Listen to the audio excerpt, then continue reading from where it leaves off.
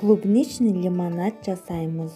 Ол үшін бізге керекті заттар: клубника, қант және лимонның жартысы.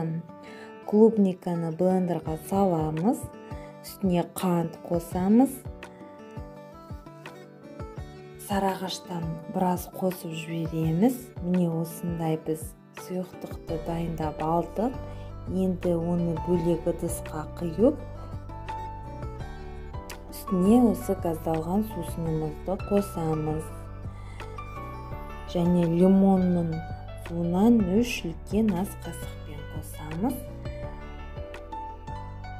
Біздің клубничный лимонадымыз дайын, өте дәмді шығады. Сіздер де осы рецепт бойынша жасап көріңіздер. Және астына комментарий жазыңыздар.